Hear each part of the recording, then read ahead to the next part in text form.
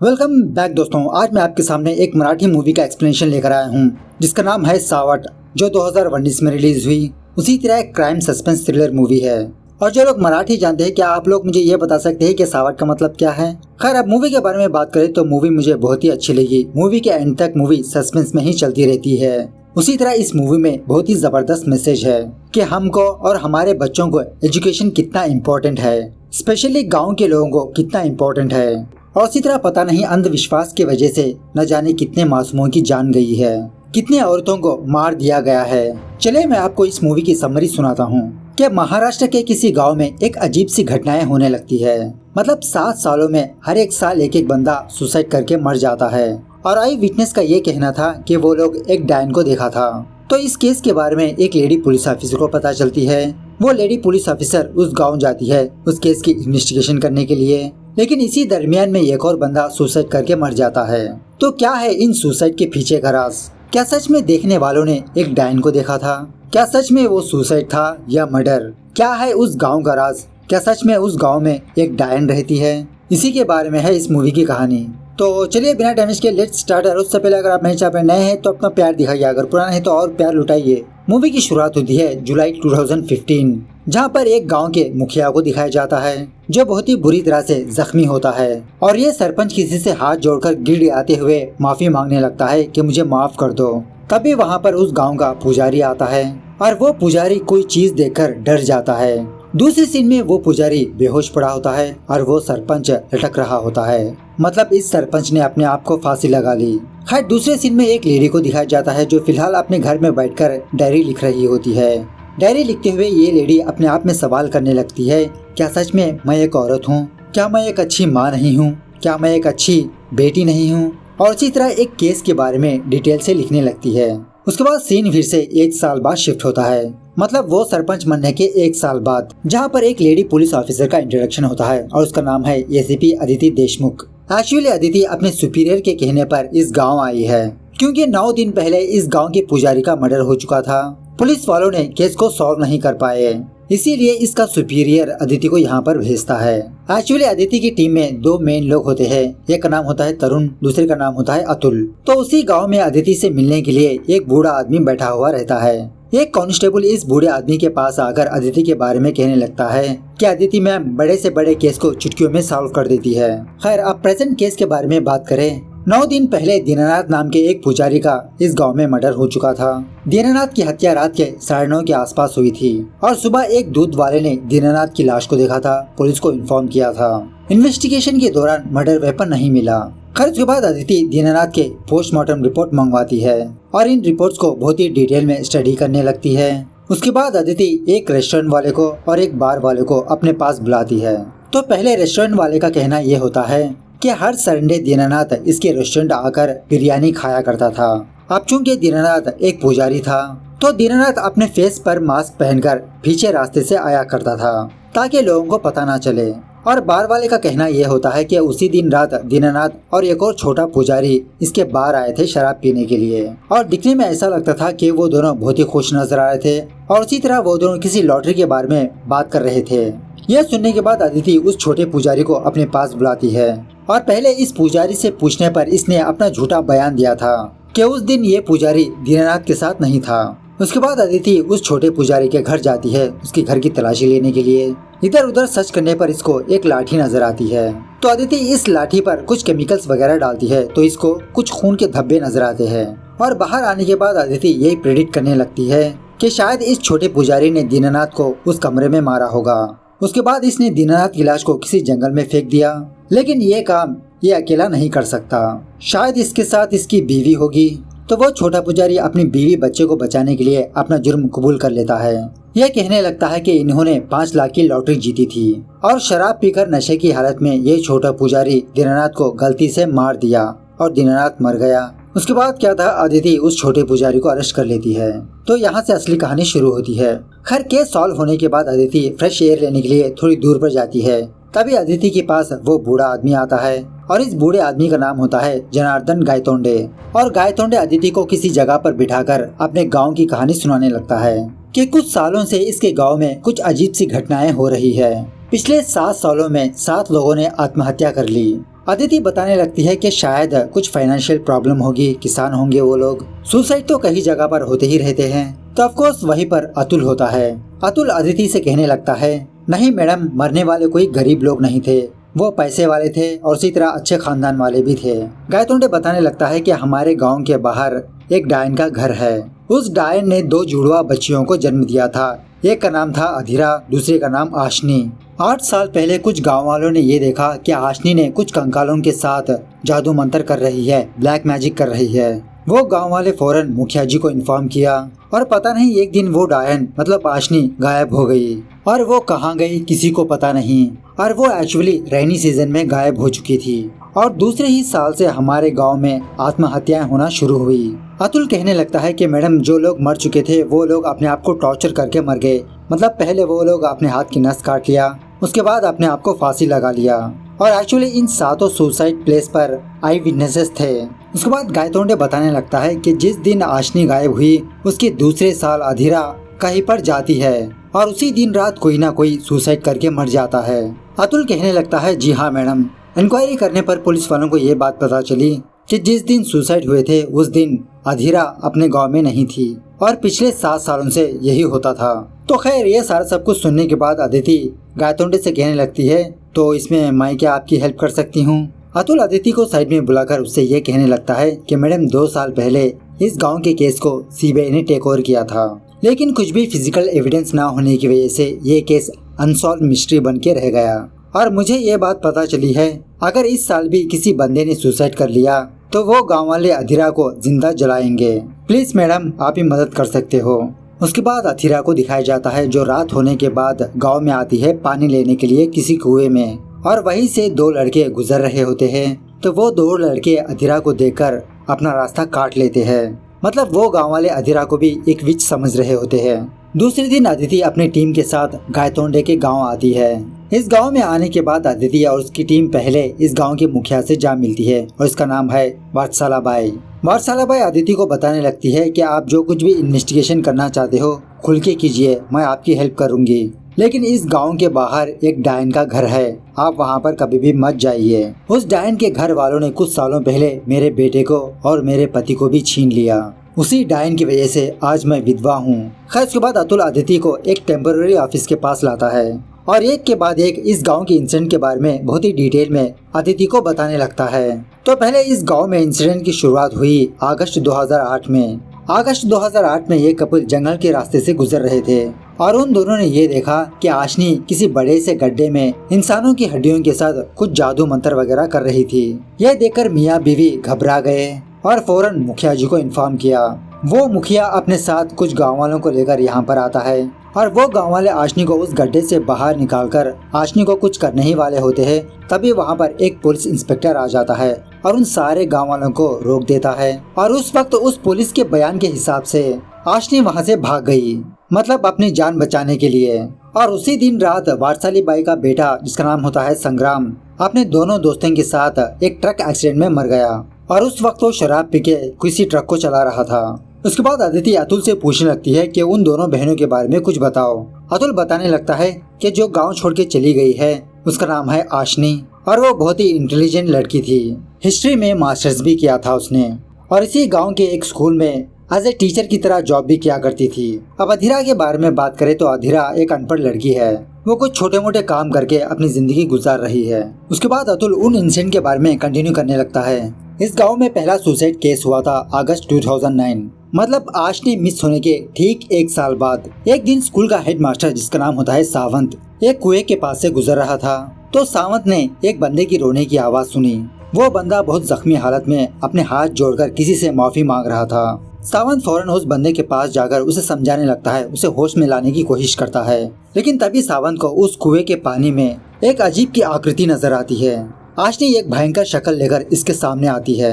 यह देखकर सावंत बेचारा डर के बेहोश हो जाता है। सावंत बेहोश होने के बाद जो बंदा रो रहा था उसने अपने आप को फांसी लगा ली और जब सावंत को होश आता है तो इसकी पीठ बहुत दुखने लगती है और बाद में पता चलता है कि डायन ने जाते जाते सावंत की पीठ पर जले हुए अक्षर लिखा और इन वर्ड्स का मतलब होता है कि मेरा अंतिम संस्कार करो। खैर दूसरा इंसिडेंट पेश आता है उसके 1 साल बाद अगस्त 2010। एक दिन 3 लोग एक बंदे के घर जाते हैं उसे काम पे बुलाने के लिए, और ये तीनों ये देखते हैं कि वो बंदा जख्मी हालत में रो रहा है। ये देखकर वहाँ के 2 लोग भाग जाते हैं। तभी उस बंदे के दोस्त को एक चुड़ैल नजर आती है। यह देखकर ये बेचारा डर के बेहोश हो जाता है। उसके बाद जो बंदा रो रहा था वो भी अपने आप को फांसी लगा लेता है, और वो डायन जाते जाते इस बंदे की पीठ पर भी कुछ अक्षर लिख के जाती है, और इसका मतलब भी यही होता है कि मेरा अंतिम संस्कार करो।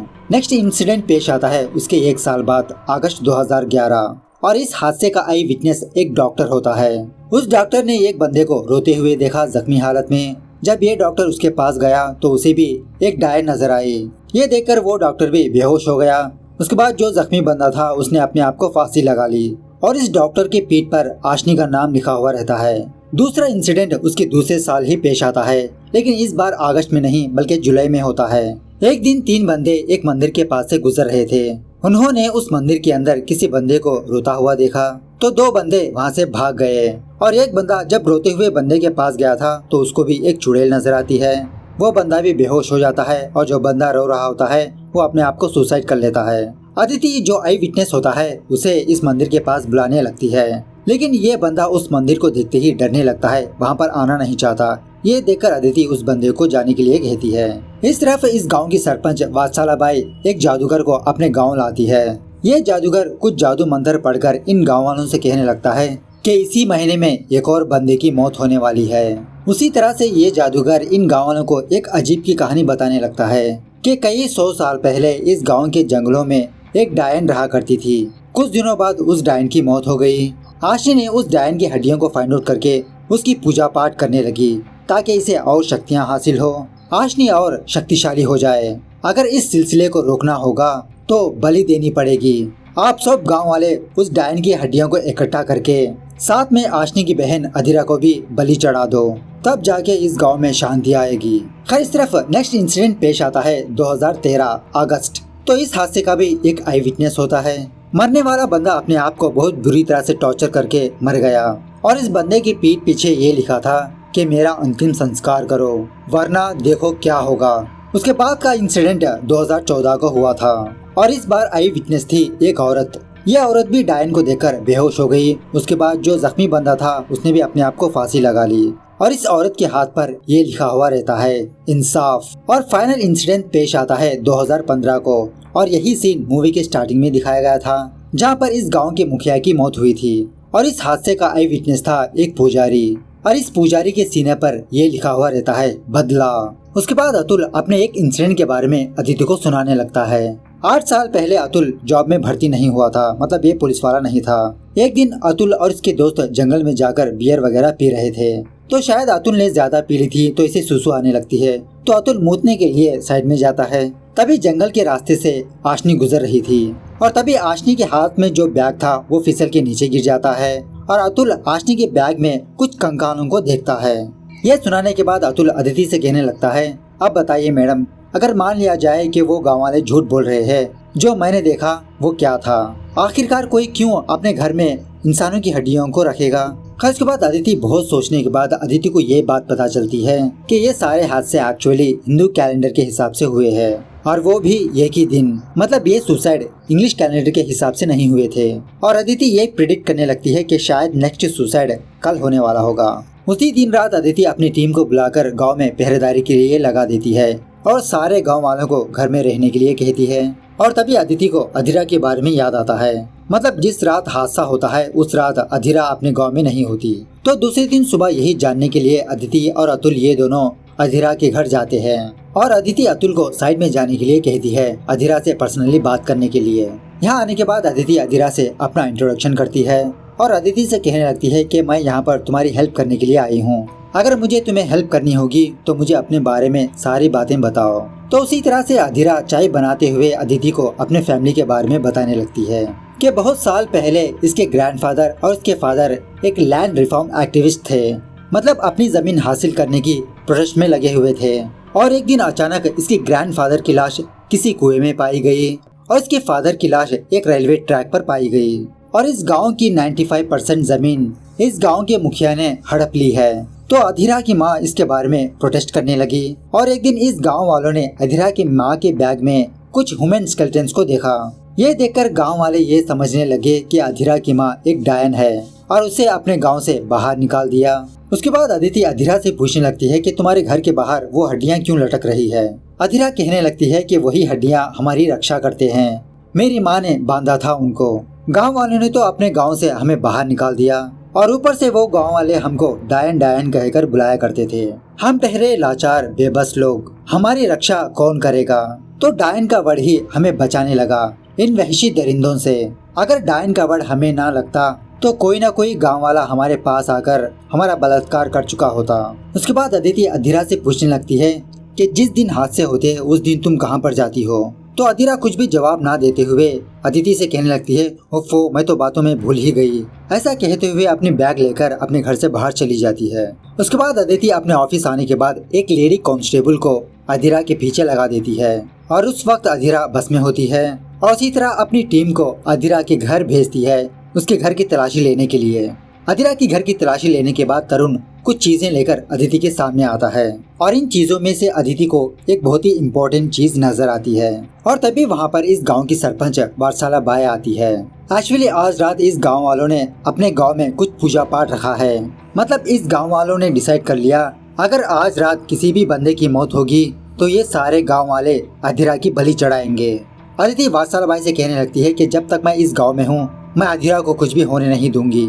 इस देश में एक सिस्टम है, एक कानून है। और तभी अदिति की टीम को ये बात पता चलती है गायतोंडे ने सुसाइड कर लिया। वही गायतोंडे जो अदिति से मिलने के लिए आया था और वहीं पर एक आई विटनेस होता है और उसके पीठ पीछे भी कुछ वर्ड्स लिखे होते हैं, मेरा अंतिम संस्कार करो। अदिति फौरन गायतोंडे की लाश को पोस्टमार्टम के लिए भेजने के लिए कहती है और उसी तरह अदिति पोस्टमार्टम रिपोर्ट में टॉक्सिकोलॉजी रिपोर्ट चाहती है। खैर दूसरे दिन सुबह अधीरा वापस अपने गाँव आती है। अधीरा को देखकर सारे गांव वाले जमा होते हैं इसे मारने के लिए। तभी वहां पर अदिति की टीम आकर अधीरा को बचा लेते हैं। अदिति अधीरा से पूछने लगती है कि आखिरकार उस दिन क्या हुआ। अधीरा रोते हुए अदिति से बताने लगती है कि इन सारे गांव वालों ने मेरी बहन को मार दिया। उस दिन इन सारे गांव वालों ने आशनी को कहीं पर ले गए और मुझे बिल्कुल भी नहीं पता कि वो लोग उसे कहां पर ले गए। और एक्चुअली अधीरा अपनी बहन की सेरेमनी बनाने के लिए हर साल अपने गांव से बाहर जाती है। अधीरा के बारे में जानने के बाद अदिति अपने पास्ट के बारे में याद करके रोने लगती है कि एक दिन अदिति की लापरवाही की वजह से इसका बेटा मर गया और इसी की वजह से अदिति का पति अदिति को छोड़ दिया। उसके बाद अदिति और उसकी टीम स्कूल जाते हैं सावंत से मिलकर आशनी के बारे में पूछने के लिए। सावंत बताने लगता है कि 4 साल आशनी ने इसी स्कूल में काम किया था। अदिति पूछने लगती है कि आपने आशनी की मिसिंग रिपोर्ट क्यों नहीं लिखवाई। सावंत बताने लगता है कि उस वक्त मेरे ऊपर कुछ दबाव आने लगे। उस पुलिस वाले ने मुझसे कहा था कि इस दलदल में मत फंसो। उसके बाद अदिति लाइब्रेरी जाती है क्योंकि आशनी ज्यादातर लाइब्रेरी में ही अपना टाइम स्पेंड किया करती थी। तो इन बुक्स के दरमियान अदिति को एक बुक नजर आती है और वो बुक ओपन करने पर अदिति को आशनी का नाम नजर आता है और इसी तरह उस बुक के पीछे एक लैब का नाम और उसका फोन नंबर लिखा हुआ रहता है। अदिति फौरन इस नंबर को डायल करने लगती है और इस लैब टेक्नीशियन से कहने लगती है कि 2008 में आशनी नाम की एक लड़की आपके पास आई थी, मुझे उसके बारे में डिटेल्स चाहिए। वो बंदा अदिति से कहने लगता है मैडम कुछ दिनों में मैं आपको कॉल करके इसकी डिटेल्स बताऊंगा। खैर अपने ऑफिस आने के बाद अदिति किसी फोटो में एक बंदे को देखती है और वो बंदा आशनी को गड्ढे से बाहर निकाल रहा होता है। तो अदिति इस बंदे को मिलने की विश करती है। यहाँ आने के बाद ये बंदा नाटकबाजी करने लगता है लेकिन अतुल इसको 1-2 झापड़ लगाकर सच बताने के लिए कहता है कि उस दिन एक्चुअली हुआ क्या था। वो बंदा कहने लगता है कि जिस दिन आशनी हड्डियों के साथ जादू मंत्र कर रही थी उस दिन सारे गांव वालों ने देख लिया था। तभी वहाँ पर एक पुलिस वाला आकर उन सारे गांव वालों को पीछे हटा देता है, आशनी को बचा लेता है। आशनी फौरन अपने घर चली जाती है। उसी दिन रात सारे गाँव वाले आशनी के घर जमा होते हैं और अधीरा से आशनी को बाहर लाने के लिए कहते हैं। अधीरा सरपंच से और उन गाँव वालों से माफी मांगने लगती है लेकिन उसके बावजूद भी वो गाँव वाले नहीं मानते। थोड़ी देर बाद आशनी बाहर आती है और वो सारे गाँव वाले आशनी को एक बड़े से बक्से में बंद करते हैं। बक्से में बंद करने के बाद 8 लोग आशनी को एक ट्रक में कहीं पर ले जाते हैं और उस दिन उस ट्रक को ड्राइव करने वाला संग्राम था, मतलब वात्सला बाई का बेटा। और उसी ट्रक एक्सीडेंट में संग्राम की मौत हो गई। उसके बाद अतुल उस ट्रक कंपनी के पास जाकर उस ट्रक के बारे में पूछने लगता है। ये बंदा कहने लगता है कि उस दिन संग्राम ने ही इनके ट्रक को ड्राइव किया था और बीच रास्ते पर किसी को पता नहीं संग्राम का एक्सीडेंट कैसे हुआ, संग्राम कैसे मरा और उसी तरह आशनी का क्या हुआ। खैर इस तरफ वो लैब टेक्नीशियन अदिति को कॉल करके ये बताता है कि 8 साल पहले आशनी ने एक कॉपर के टुकड़े को इनके लैब ले आई थी टेस्टिंग के लिए, और टेस्ट करने पर वो कॉपर का टुकड़ा 4000 साल पुराना निकला। यह सुनने के बाद अदिति शॉक में रह जाती है और तब जाके अदिति को सारा सब कुछ समझ में आता है। और तभी अतुल गायतोंडे की पोस्टमार्टम रिपोर्ट अदिति को लाके दिखाता है।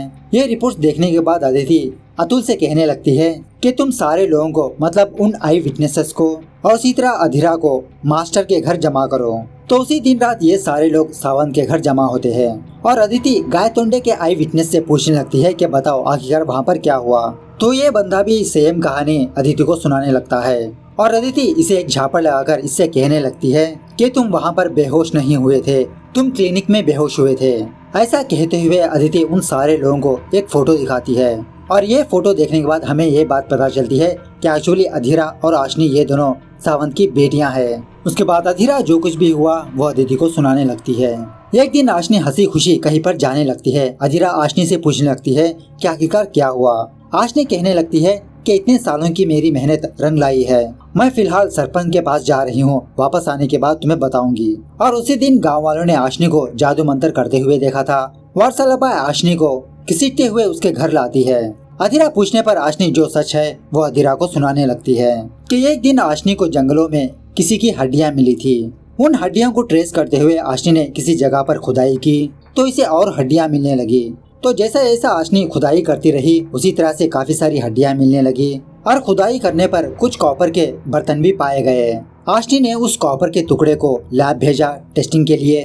टेस्टिंग के दौरान आशनी को ये बात पता चलती है कि ये स्केलेटन्स और बर्तन 4000 साल पुराने हैं। मतलब इनके गांव में 4000 साल पहले इंडस वैली सिविलाइजेशन रहा करती थी। यही बात आशनी सरपंच को बताई।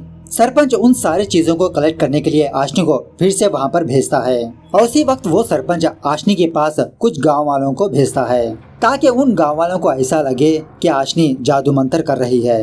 खैर प्रेजेंट डे पर ये सारे गांव वाले पुलिस के हाथ से उनके वेपन्स छीन लेते हैं। उसके बाद अधीरा फिर से अदिति से कहने लगती है कि बेचारी मेरी बहन को ये पता नहीं था कि यहाँ की 95% जमीन उस मुखिया ने हड़प चुकी है और वो मुखिया हमारे गांव वालों का भला नहीं चाहता। इसीलिए उस मुखिया ने आशनी को इस जाल में फंसाया और 8 लोग मिलकर आशनी को कहीं पर ले गए। और तभी अदिति अधीरा से कहने लगती है मुझे पता है कि तुम अधीरा नहीं बल्कि आशनी हो। तो यहाँ पर हमें एक और सस्पेंस रिवील होता है। जब गांव वाले अधीरा के घर आए थे आशनी को लेने के लिए तो अधीरा आशनी को बचाने के लिए अधीरा आशनी बनकर उन गांव वालों के सामने चली गई और वो गांव वाले अधीरा को ट्रक में लेकर कहीं पर ले गए। आशनी अदिति से पूछने लगती है कि आपको कैसे पता चला कि मैं अधीरा नहीं बल्कि आशनी हूँ। जब अदिति आशनी के घर आई थी तो वहाँ पर अदिति ने एक बुक को देखा था और उस किताब में एक डेट प्रिंट हुआ था और वो डेट 4 साल पुराना है, लेकिन अधीरा तो 8 साल पहले मिस हुई थी। इसी दरमियान में सावंत फौरन अपने घर में आकर कोई जहर को पी लेता है और बाहर आकर एक कैमरे के सामने अपना कन्फेशन करने लगता है। सावंत अपना गुनाह कबूल करते हुए कहने लगता है कि वो 8 मर्डर्स इसी ने किया है क्योंकि उन 8 लोगों ने इसकी बेटी को मारा। और सावंत ने एक के बाद एक से मीटिंग रखकर इन सारे लोगों को अपने प्लान में शामिल किया ताकि ये लोग अपना झूठा बयान दे सके। एक्चुअली जब अधीरा की फादर की मौत हुई थी इसी दरमियान में सावंत और अधीरा की माँ की मुलाकात हुई। ये दोनों एक दूसरे से बहुत प्यार करने लगे और इन दोनों की प्यार की निशानी अधीरा और आशनी पैदा हुए। लेकिन कुछ कारणों की वजह से सावंत ने अधीरा की माँ से शादी नहीं की। उसके बाद सावंत रोते हुए अदिति से कहने लगता है कि इन लोगों की कोई गलती नहीं है, ये लोग मेरे कहने पर ही मेरे प्लान में शामिल हुए और सावंत जहर पीने की वजह से शायद इसकी मौत हो जाती है।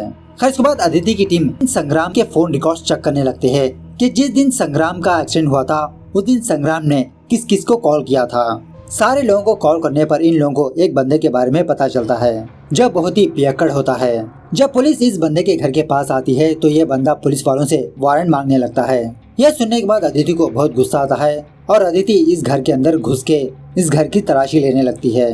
तो उस घर के बहुत ही अंदर किसी छोटे से कमरे में अधीरा और उसके 3 बच्चे बंधे हुए रहते हैं। और यहाँ पर डायरेक्टर ने हमें ये बात नहीं बताई अगर संग्राम का एक्सीडेंट हो गया था तो अधीरा यहाँ पर कैसे आई। और मूवी के दरमियान में ये बात बताई गई है कि संग्राम और कुछ गांव वाले अधीरा को ट्रक में कुछ दूर लाते हैं। उसके बाद वो सारे गांव वाले उस ट्रक से उतर जाते हैं और वहाँ से उस ट्रक को ले जाने वाला संग्राम और उसके 2 दोस्त थे, लेकिन उन तीनों का एक्सीडेंट हो चुका था।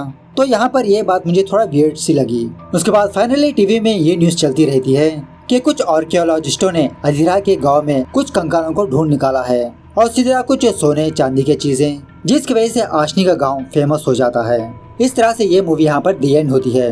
तो मूवी कैसे लगी कमेंट करके बताना जरूर। मिलते हैं अगली वीडियो में, तब तक take care, bye bye, see you soon.